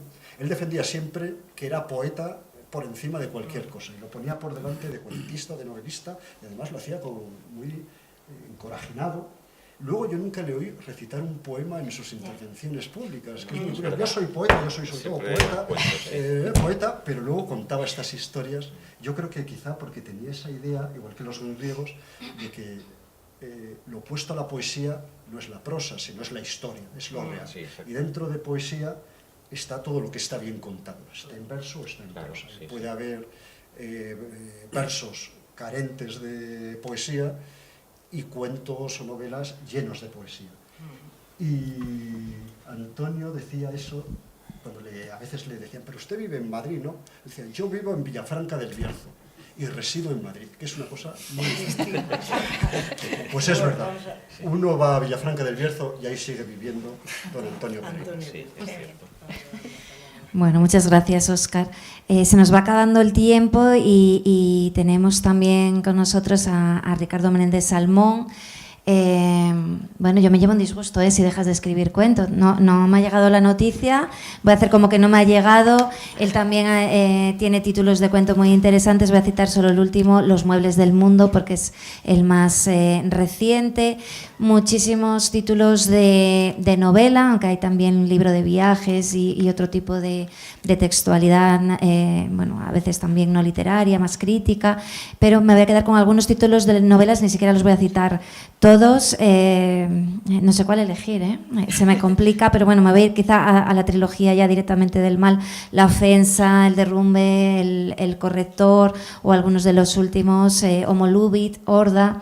Es un tipo de narrativa más filosófica, más trascendente, pero que también le da mucha importancia a lo simbólico, al lenguaje también. Estoy pensando ahora en Horda, ¿no? Con esa defensa que creo que le encantaría a Antonio Pereira de la necesidad de preservar la cultura, la necesidad de preservar el sentido de la palabra, que también, ¿no? Decíamos antes que estamos perdiendo un poco esa conciencia de la importancia de la palabra. Y Ricardo, cuando comentó precisamente un cuento para el libro de 23 lectores cómplices, eligió la tuberculosis. El tema de la enfermedad es un tema muy literario, ¿no? Como el de la melancolía, que también asoma a veces en las palabras de ese cuento. Y es muy bonito el comentario que nos haces explicando algo que ha salido ya ahora aquí con esta idea de la poética, ¿no? En diferentes rasgos, la poética narrativa de Antonio Pereira, o esto de no importa que sea verdad, ¿no? ¿Qué más da si la historia es bonita? ¿No? Que está ahí contenido, que es como su concepto, su concepción de literatura, ¿no? En un paralelismo con la enfermedad, con la convalecencia, y también con muchas referencias, ¿no? Literarias muy, muy interesantes. Entonces, si nos quieres hablar un poco de esta idea, de su concepto. Fíjate que yo pensaba, he hecho paralelismos a veces entre, ¿no? Por ejemplo, la literatura de Pablo y la de Pereira. Yo decía, quizá no hay tantas similitudes, ¿no? En el caso de Ricardo Menéndez Salmón, claro, he citado Horda, que es distópico. Yo no me imagino a Antonio Pereira escribiendo una novela distópica, pero sí que están algunas preocupaciones, ¿no? Una conciencia también de lo humano, del sentido de lo civil, una conciencia importante, ¿no? Sociopolítica también en su obra. Sí, no, y más cosas que se han puesto sobre la mesa. Además, al hablar el último, uno ya recoge por aluvión todo lo que los demás, estos tres magníficos compañeros que me han precedido en el uso de la palabra, han puesto sobre la mesa. Es curioso que el tren llegara a Mondoñedo, que al fin y al cabo es la patria chica de quizás la voz más importante, esta es una opinión mía, la voz más importante del noroeste, que es la patria chica de Cunqueiro, ¿no? Quizás hay un homenaje ahí velado, no lo sabremos nunca. Yo voy mucho a Mondoñedo, paso por el Rey das Tartas y religiosamente también voy a dejar una flor a don Álvaro, al que tengo, con permiso de Miguel Torga, como el mayor escritor de este ámbito que venimos mencionando y del cual yo formo parte. Yo soy gijonés y aquí se ha hablado de la Asturiana Delfina y bueno, yo creo que el mundo de Asturias de algún modo también resuena inevitablemente en ese acento que Pablo mencionaba de un modo muy bello. Creo que es un clima, ¿no? Un clima no solo físico, obviamente, vivir al otro lado del Huerna, en este caso, no voy a explicar lo que determina, sino que creo que hay una sensación de isla, una isla muy grande, que llega desde Trasosmontes a los territorios que se han mencionado. Fijaros, en mi ánimo incluso llegaría hasta cierta parte de Extremadura, incluso cogería el norte hasta Plasencia, por lo menos. Yo creo que hay ese noroeste, y hay unos escritores maravillosos ahí, estoy pensando en Gonzalo Hidalgo Bayal, que creo que se sentiría muy solidario también de este mundo que estamos mencionando, ¿no? Hay otra España literaria, hay otro clima, hay otra luz, esa luz atlántica. Es un clima también que, bueno, quizás invita a otro tipo de melancolía, invita a otro tipo de ironía. Antes se hablaba del viciosín. Claro, viciosín es una palabra que para un asturiano, nosotros que todos los diminutivos los terminamos en in, viciosín es una palabra asturiana en este caso, ¿no? Se habló del grandonismo, por ejemplo. Nosotros no nos conformamos con lo mediocre, somos enormes. Yo vengo de una ciudad donde tenemos Molinón, Escalerona, en fin, el grandonismo, en este caso de los gijoneses, esconde en realidad ¿cómo decir? Una pedagogía de la humildad de un modo muy extraño, ¿no? Y todo esto creo que está en la obra de Pereira, que para mí es muy cercana en este sentido. Este rostro, creo que lo dice todo también, ¿no? Esta cara ya evoca muchas de las cosas que estamos hablando aquí, ¿no? Es una cara entre el escepticismo y la picardía. Es decir, yo he estado en lugares que vosotros no creeríais y he visto cosas que os voy a contar ahora y que a lo mejor no son verdad, pero si non è vero, è ben trovato, ¿no? Yo escogí la tuberculosis, efectivamente, que es una tuberculosis benigna frente a la que escogió Pilar. Es una tuberculosis cerrada, se define así en el cuento. En realidad es un cuento, yo creo. O sea, la tuberculosis era... el tuberculoso en este caso es Pereira, pero él dice, bueno, al final del día tenía unas décimas de fiebre y todas las muchachas hermosas venían a entregarme su vida, estaban incluso dispuestas a ser contagiadas, en fin, en realidad es como un escritor precisamente en el lugar soñado, ¿no? Una convalecencia de algún modo perpetua, una enfermedad mantenida en el tiempo, que no es mortal, pero que le permite ciertas licencias y que le regala pues, cierto statu quo, del cual se aprovecha con enorme gracia, ¿no?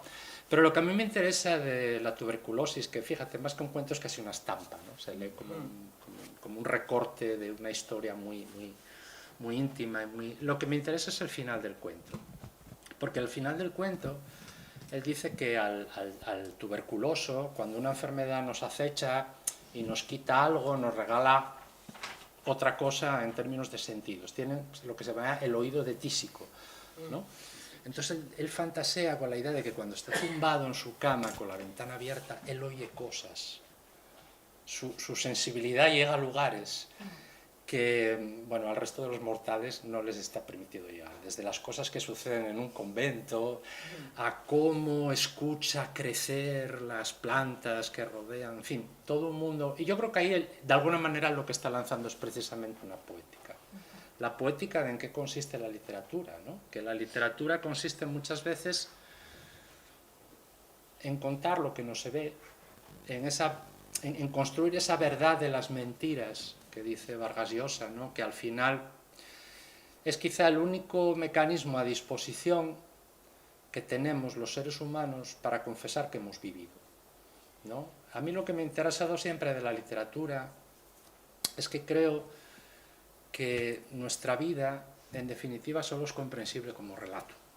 Si tuviéramos que contar qué hemos hecho en nuestra vida, cómo ha sido nuestra vida, tendríamos que acudir a un relato. Tendríamos que contar cómo hemos vivido. Obviamente ese relato no permitiría un isomorfismo con la verdadera vida, no sería idéntico, no podríamos establecer una relación de igualdad. Pero si tuviéramos que fijar o que aquilatar o que aprehender aquello que hemos sido, aquello que hemos perdido, aquello que hemos anhelado, seguramente necesitaríamos acudir a un llamadme Ismael y os voy a contar quién he sido, ¿no? Yo creo que Son Pereira, de un modo extraordinariamente sutil, está casi siempre presente en todos sus textos. Y de todas las virtudes que habéis puesto sobre la mesa, a mí la que más me fascina de Antonio es el humor. Pero porque es un humor que nos hace más inteligentes como lectores. Alguien dijo, no recuerdo si fue, antes alguien puso sobre la mesa que Antonio, por oposición a ciertos novelistas que muchas veces somos enfáticos y somos retóricos y somos un poco abusones, ¿no? Nos creemos, jamás se permitirían sus textos una aproximación al otro lado de la pared, a la cuarta pared que le va a leer de ese tipo, ¿no?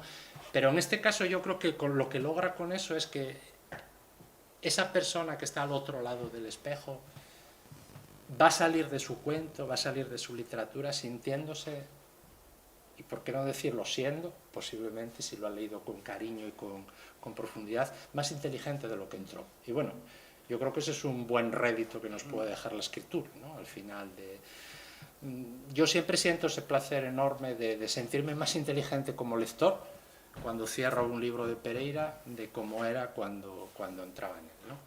Y aparte, creo que todos, nadie lo ha mencionado explícitamente, pero todos hemos sobrevolado la idea de que Pereira era un escritor extraordinario.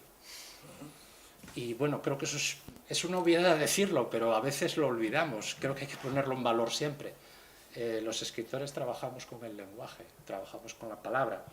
Y la palabra no siempre se cuida como se debería, creo.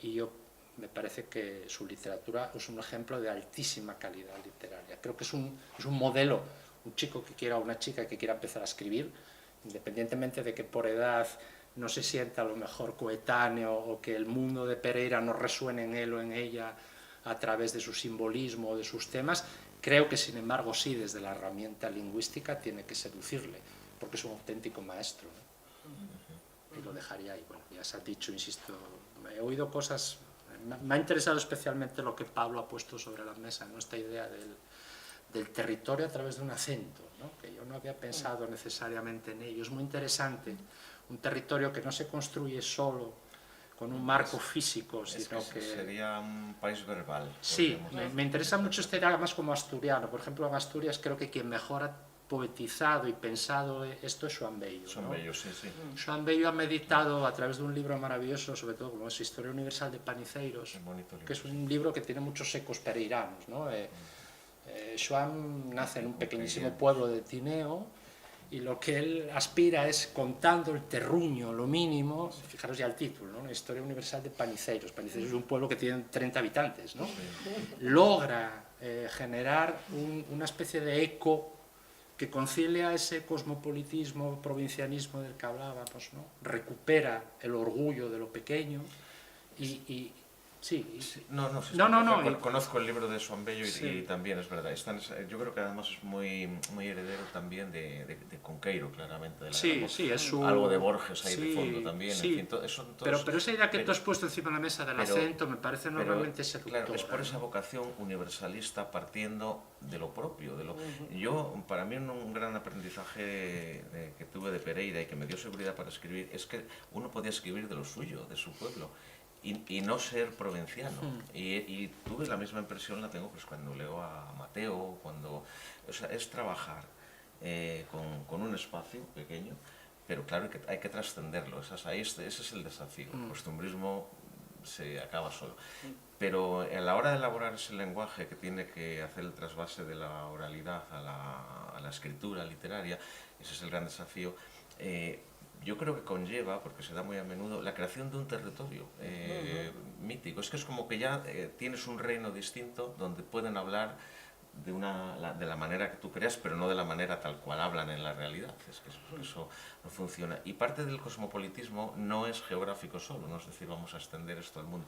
Es que es temporal, y eso es una gran lección de Conqueiro también, el tiempo. Es decir, que da igual, en esto que estoy contando en el año 2025, pasa por esta página Amadís de Gaula y se cruza con este que viene de Araritz y tienen una conversación y sigue cada uno para su sitio.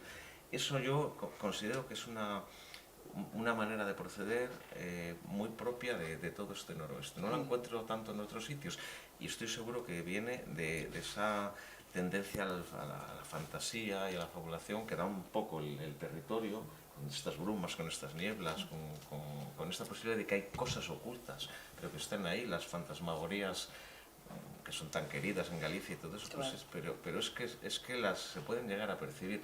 Y es muy curioso cruzar a estos grandes escritores, ver cómo escriben, con los relatos de los viajeros, con los relatos históricos de los viajeros, porque cuando van haciendo su diario hay percepciones en Don Jorgito, el vendedor de Biblias.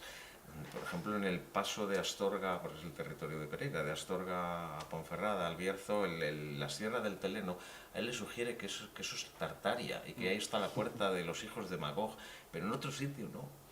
Y entonces, como eso ya parece que es una seducción que obra desde muy antiguo, va conformando también una manera de percibir la realidad y de aceptar sus misterios y la parte oculta que dice Ricardo, que esa es también una de las vocaciones de la literatura, contar eso, lo que está entre líneas, lo que no se ve. Pereira lo hacía muy bien también, porque lo deja sembrado mucho y coincido plenamente con lo que él dice. Salimos, no sé si somos lectores cómplices, pero somos lectores privilegiados por leerlo a él. Bueno, como ven, somos muy conversadores todos y podríamos estar mucho tiempo, pero nos gustaría, quizás es el momento de darles la palabra por si quieren preguntar algo o quieren hacer comentarios. Tenemos unos minutos que podemos aprovechar, si les parece, porque antes de dar otra ronda de una pregunta para todos, casi cenaríamos aquí, ¿no? Entonces sería bueno si ustedes tienen algún comentario o alguna pregunta, entre todos creo que sí podríamos resolverla o responderla.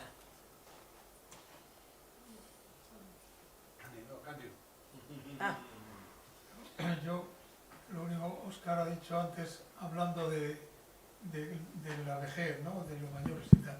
Y en cierta ocasión, donde alguien le dijo, en la casa de León concretamente, entonces le preguntaron, dice, bueno, Antonio, es que nosotros ya vamos vamos para viejos. Y él contestó diciendo, no, para viejos no, envejecientes. Y tenía también otra frase que decía que es que no somos mayores, que lo que pasa es que acumulamos mucha juventud. Y tenía tantas cosas como lo del coche de punto al que él se refería, una frase, es que cualquier frase de él era realmente un cuento. Y hay unos, puedo contar uno que él contaba, dice, oye, bueno, con esta audiencia se puede contar, ¿no? Dice, la primera vez que yo fui a una casa del Enocinio en Lugo, dice, coño, cuando ya había terminado me dice aquella interfecta, oiga, señorito, y ahora que se alivió, gusta de repetir.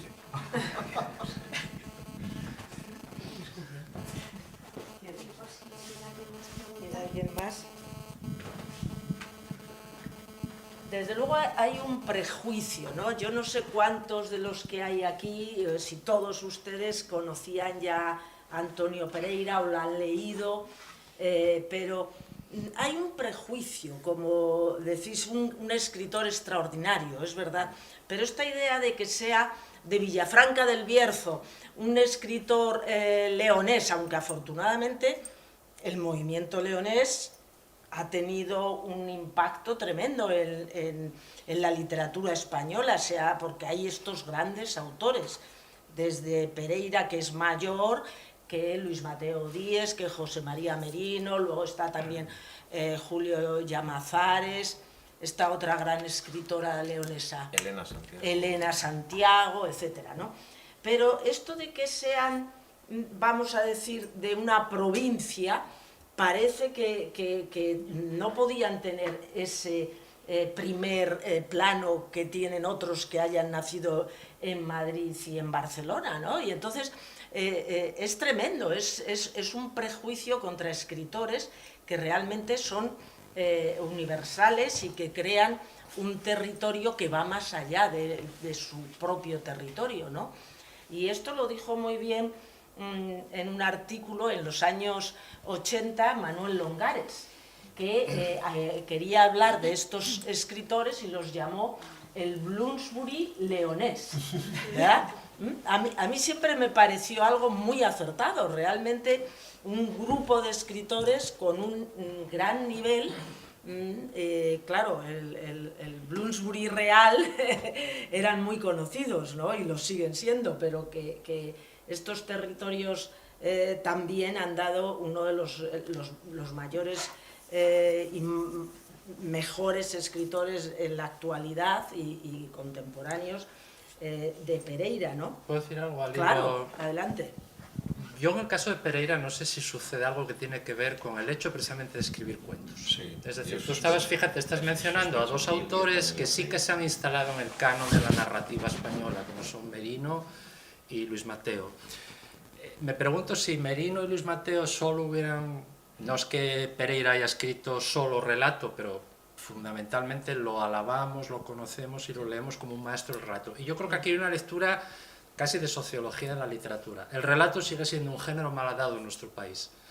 El relato, a pesar de que tiene una tradición extraordinaria a ambos lados del Atlántico en español, no es capaz de articular ni un mercado de lectores, ni un mercado de editores, ni una consideración por parte de los prescriptores, llámense como se llamen, que impulse a un escritor de relatos hasta el lugar que seguramente merecería. Este año, por fortuna, hemos tenido un Premio Nacional de Literatura, joder, se lo han dado, por fin, un Premio Nacional de las Letras. Yo me puse contentísimo cuando Cristina Fernández Cubas ganó el Premio Nacional. Creo que, de alguna manera, era un premio también un género, ¿no? Un género que queda muchas veces preterido, y lo digo yo, que fundamentalmente escribo novelas, pero me doy cuenta como autor que cuando vas a tu editor con el libro de relatos, hombre, te lo publica porque tú tienes ya una tradición en esa casa, pero... Sí. Y no quiero pensar los colegas que se dedican única y exclusivamente al género del relato, o mayoritariamente al género del relato, estoy pensando en grandes amigos como Eloy Tizón, por ejemplo, aunque ha publicado novela también, o tú mismo, que se las ven y se las desean muchas veces para que el relato en España merezca la consideración que merecería cualquier otro género narrativo, ¿no? Hay que tener en Me cuenta que él pregunto- pertenece a la generación del medio siglo, aunque no se le considere. Pereira nació en 1923 y los grandes escritores españoles que se conocieron en los años 50 eran cuentistas. De hecho, se llama la edad de plata, ¿no? Del siglo XX, ¿no? Porque tenemos a Ana María Matute, tenemos a Ignacio Aldecoa, tenemos a Fernández Santos, etcétera. O sea que estoy de acuerdo con lo que dices del cuento. El cuento, generalmente los editores no quieren publicar cuento, ¿no? Eso totalmente, ¿no? Y incluso algunas veces los escritores pues preferís hacer novela. No siempre, pero yo creo que también está un poco ese prejuicio hacia la provincia que hubo en su época, me parece. Yo no sé si tanto, soy muy breve, yo creo que la lectura actual de Pereira, más allá de lo que tú dices, Ángeles, de la época y tal, actual, ahora mismo, yo creo que el problema, que no es la palabra adecuada, pero por utilizar un término, es que en su mayor virtud de Pereira, para los que estamos aquí, está al final también, digamos, la desgracia para los lectores, de otro tipo. No sé si me estoy explicando. Lo que para nosotros es un goce, es una virtud absoluta, que es ir a la palabra exacta, el término, esa especie de socarronería que tenía, porque voy a destrozar el cuento y lo siento y soy muy breve, pero en el texto que comentaste tú, la tuberculosis, todo lo que estaba comentando Ricardo, que es fantástico, de lo que él piensa al oído de Tísico y tal, el final, que es como el final también de lo que comentaba Óscar, el final de donde se demuestra la inteligencia del autor y exige también la complicidad de nuevo, la inteligencia del lector, de repente va el médico y le dice que hace mucho ya que está curado, hace mucho, o sea, todo lo que se estaba imaginando era efectivamente imaginación porque ya no estaba Tísico, ¿no? Entonces, esa virtud, ese goce, insisto, que para ciertos lectores es un privilegio, para otros es una lacra, porque exige la complicidad, utilizamos otra vez esta palabra, pero al mismo tiempo es la participación, al mismo tiempo es la lectura activa, es la lectura atenta, y no sé yo si estamos en ese momento. Por eso simplemente creo que en la actualidad, cuando entras hasta el final y ya no sales, pero claro, necesitas una lectura activa. Yo creo que él fue consciente de eso también. Él era consciente de que por ser cuentista no era más. Y incluso diría que cayó en cierta ansiedad y escribió una novela de la que se arrepintió. Y lo hizo con ese motivo, porque él le parecía que es que no estaba donde debía, porque él no creo que se engañara, como todos sabemos cuando lo hacemos bien y cuando lo hacemos peor. Y él sabía que como cuentista era estupendo, pero claro, no acababa de trascender. Y hoy en día lo que dice Pilar es verdad, el cuento es un género difícil, siempre ha sido más difícil que la novela. Con la novela, cuanto más larga, yo casi diría también que es más fácil, por lo general acaba siendo una cosa en la que uno se acomoda y se instala, pero el cuento siempre es un género muy exigente, no se puede uno... Me decía él una vez, es un ejemplo así muy básico, pero es verdad, es muy físico. Dice, yo estoy leyendo una novela, me llaman por teléfono, me llaman al timbre, atiendo, sigo leyendo la novela. Estoy con un cuento, me llaman al timbre o el teléfono, tengo que volver al principio del cuento, no puedo dejarlo donde estaba, entonces pasa eso. Y claro, en un mundo en el que la exigencia lectora o la capacidad comprensiva de los nuevos lectores es la que es, porque no vamos a engañarnos, ¿no? Yo creo que van las cosas un poco menos, pues claro, Pereira no facilita las cosas, deja muchísimo entre líneas y hay que releer y hay que descubrir esa clave.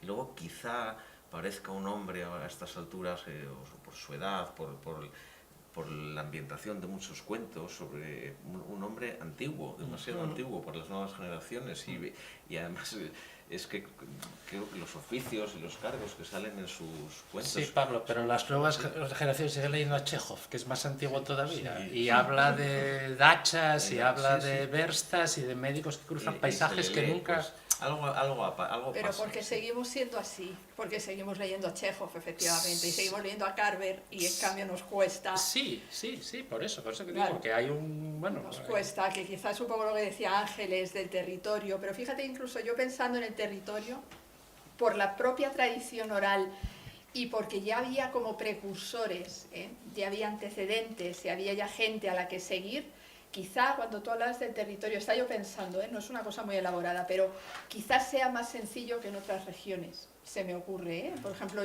mi familia, cuando yo hablaba de mi abuela Julia, comparándola con la abuela Tarsila, mis padres son de un pueblo de Toledo donde también había filandón, pero no se llamaba filandón, simplemente nos juntábamos alrededor de la lumbre y allí sobre todo las mujeres, los hombres de vez en cuando contaban y contaban y contaban. Pero es un tema que daría para muchas cosas. Allí había como una conciencia de que eso no servía.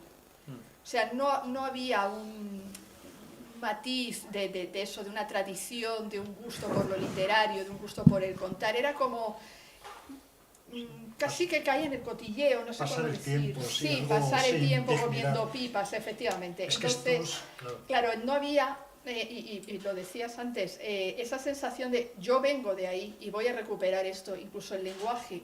Muchas veces las palabras que utilizaba mi padre y que utilizaba mi abuela, a mí, como la boba que era de pequeña, me parecían palabras que había que desdeñar, porque eran palabras del pueblo, y palabras que utilizaba gente que decía, qué barbaridad está, y de repente he descubierto que están en el Drive.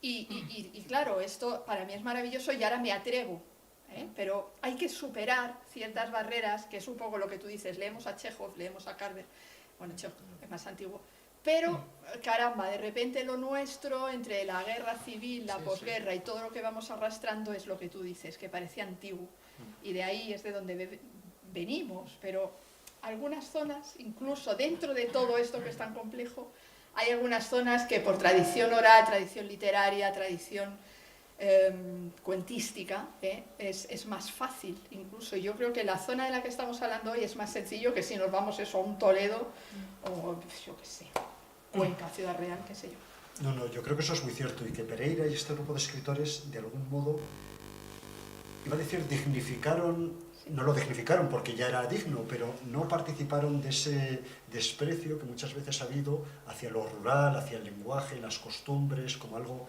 que no tiene, que estás hablando mal, que estás pronunciando mal. Eso ha sido un estigma que mucha gente ha tenido. Yo soy de Burgos, pero mi padre es de Cuenca y sin estudios y con un habla muy conquense, que llamaba mucho la atención en una ciudad de Castilla la Vieja en aquel momento.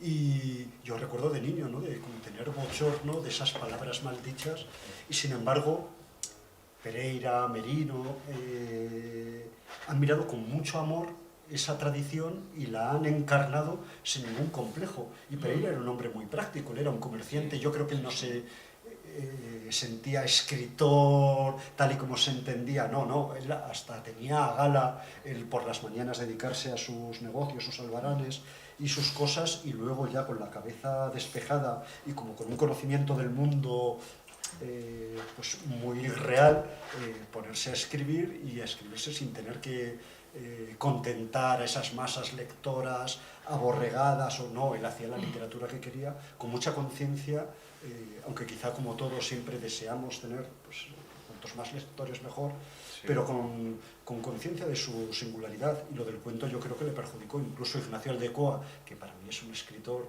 descomunal, pues yo creo que no tiene la consideración y la popularidad. Hay gente que puede acabar el bachillerato y no le han citado a Ignacio Aldecoa, bueno, ni a tantísima gente. Y según os oí hablar, a mí también Xoán Bello me encanta, y la Historia Universal de Paniceiros, y cuando lo estaba leyendo, cuando lo leía en su momento, recuerdo esas anécdotas que podrían ser de Pereira, ¿no? Ese cura que está predicando y dice, como decía nuestro Señor Jesucristo, y en parte tenía razón. Sí, bueno, pues esa es una cosa esa retranca, que lo cuenta Xoán Bello, pero que es como ese espíritu de Pereira.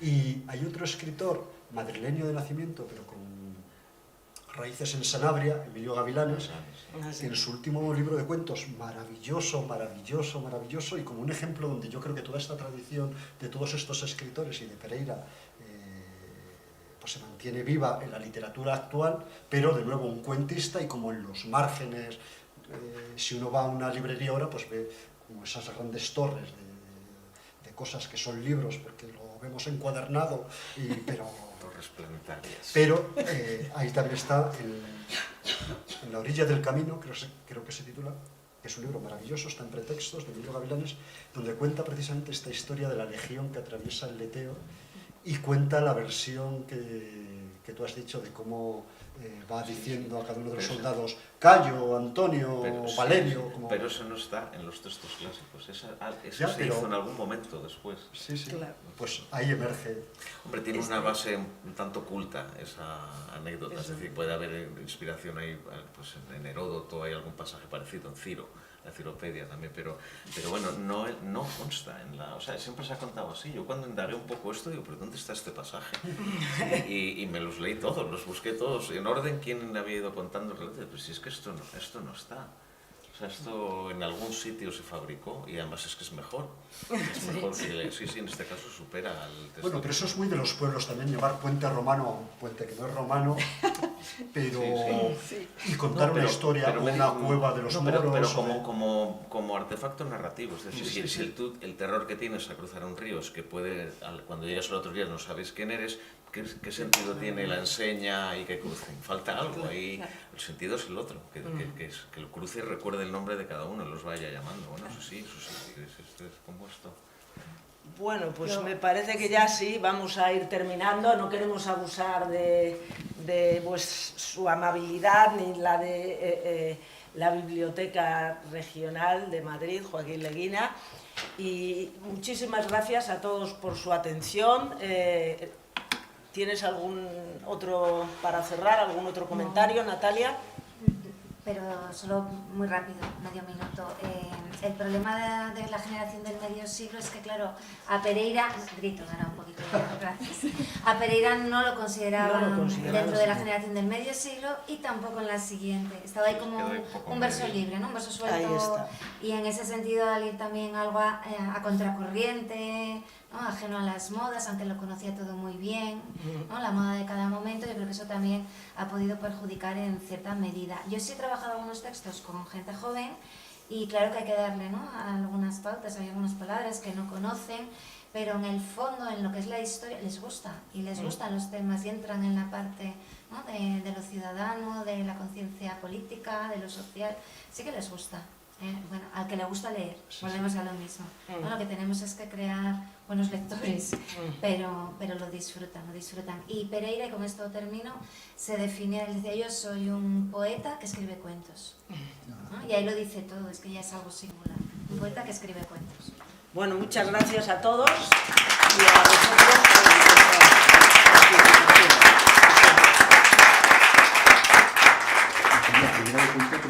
Pero no importa, porque si lo estás repetido ya no te digo mío, ¿verdad? Pero si lo quieres conservar. No está mal esto. No, No, eso sería